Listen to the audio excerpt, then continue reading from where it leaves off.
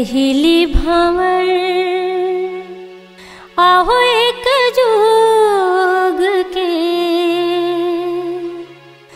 जुगन जुगन गाठी पर गे हो। पहिली भंवर आहो एक जोग के, जुगन जुगन गाठी पर गे हो। ए हो सुंदर नल हो, जुगन जुगन गाठी पर गे हो। ए हो सुंदर नल हो, जुगन जुगन गाठी पर गे हो।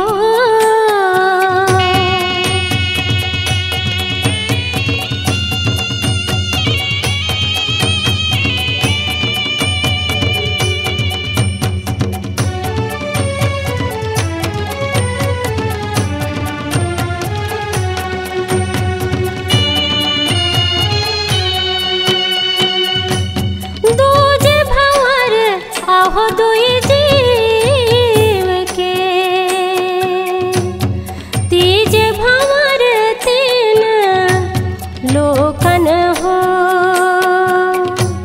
पर गे भंवर आहो चौथे के घड़ी,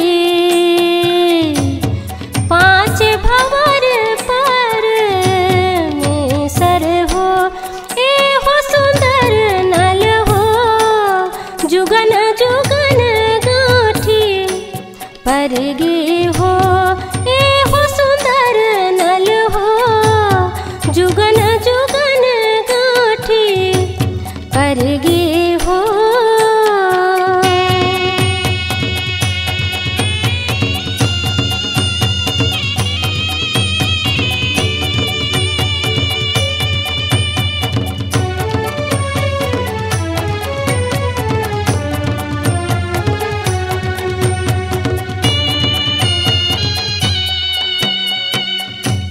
छठवें भंवर आहो छठ मास के,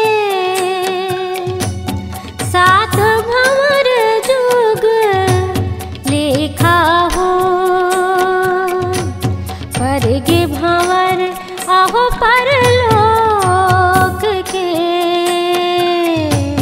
जुगन जुगन गाठी पर गे हो। ए हो सुंदर नल हो, जुगन जुगन गाठी पर गे